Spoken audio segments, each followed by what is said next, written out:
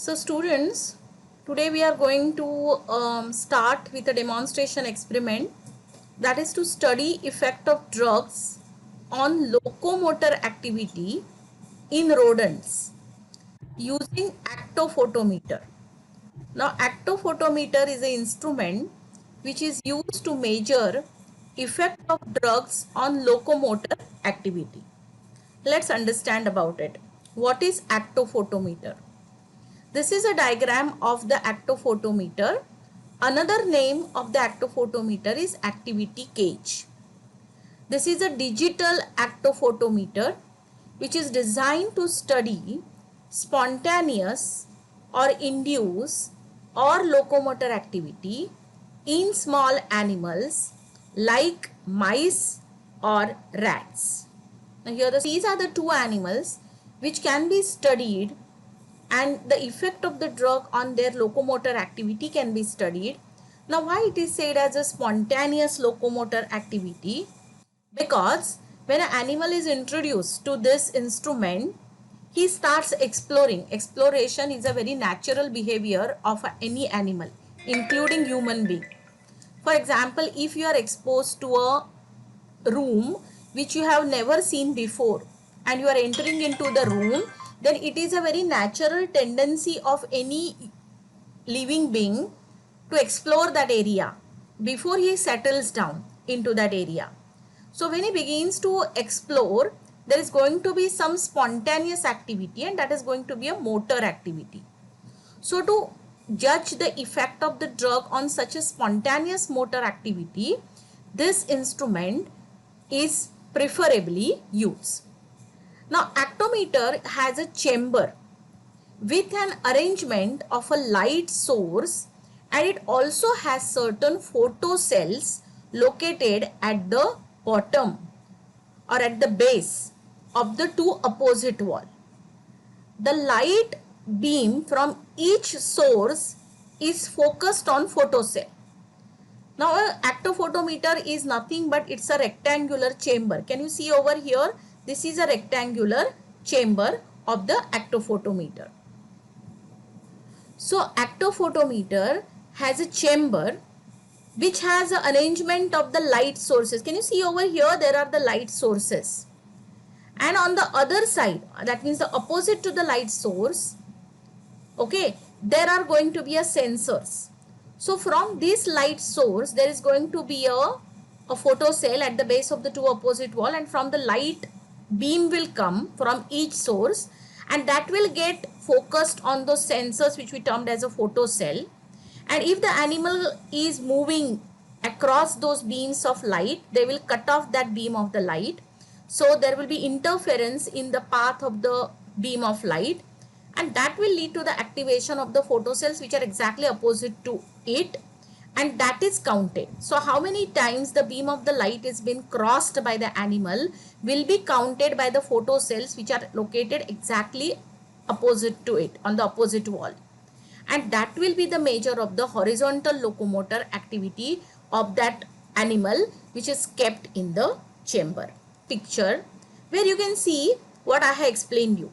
Now if you take an overview of the actophotometer from the top side, if you are viewing the actophotometer, inside the chamber you can see there are these infrared light sources, and opposite to it there are the infrared light receivers, and the animal is placed in between this. Now I think it will be clear to you. And just adjacent to these light receivers is a counter, which is an indicator, which will count down the number of times the animal has crossed these beams of light which were coming from these infrared light sources. Higher the number of time it is crossing, higher will be the count. Lesser the number of times it is crossing those beams of light, lesser will be the count.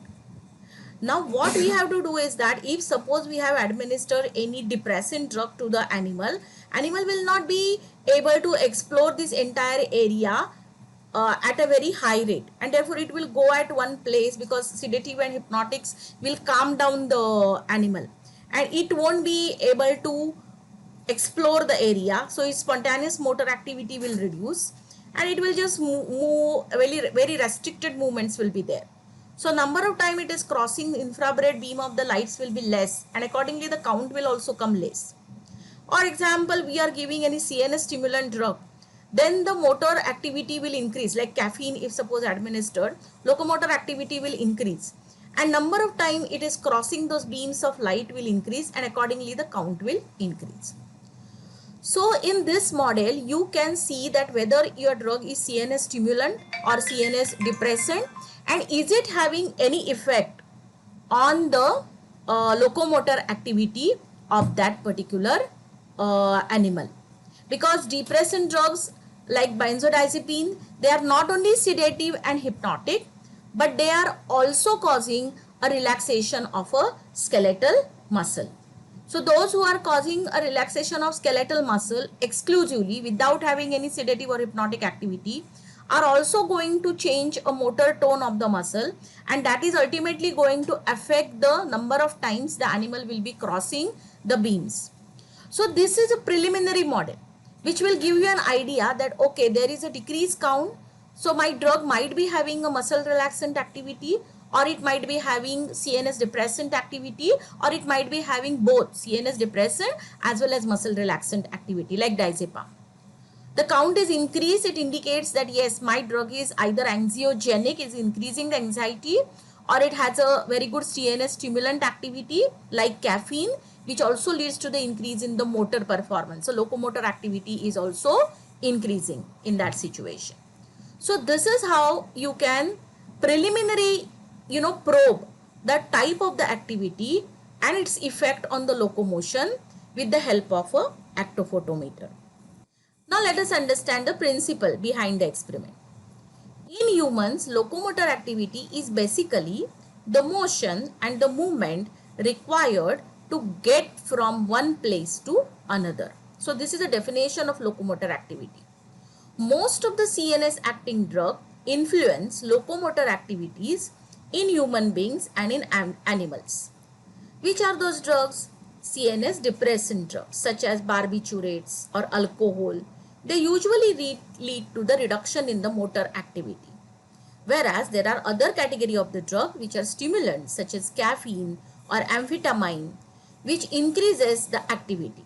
Do you remember, student, we have learned amphetamine as indirectly acting non-catecholamine, which increases release of noradrenaline, and therefore it has a CNS stimulant effect, and it can lead to the increase in the motor activity.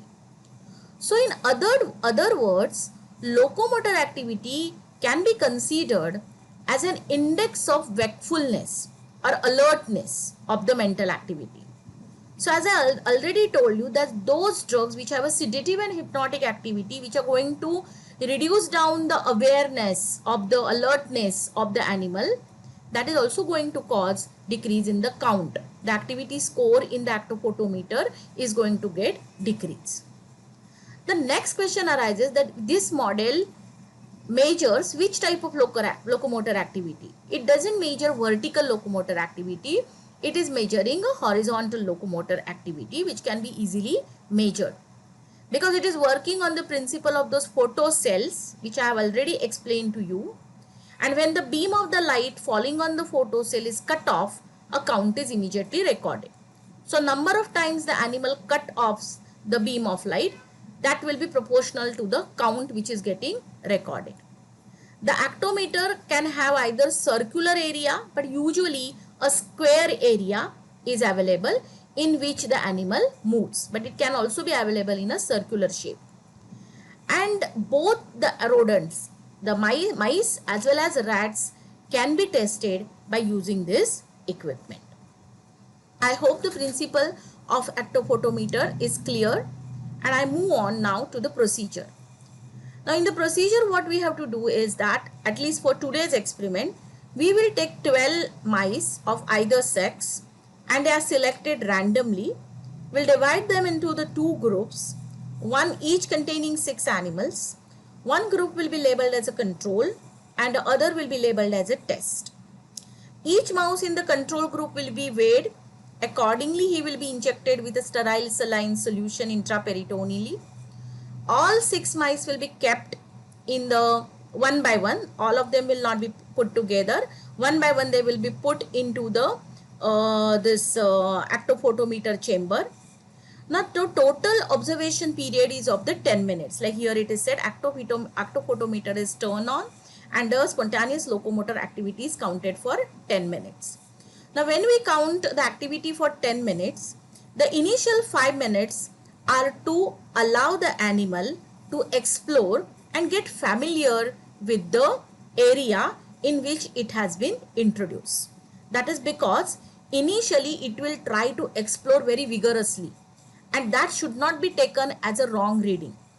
So let the animal enter into the actophotometer, let it get familiarized with the environment in which it has been introduced, and once it has settled down, then you start taking the count.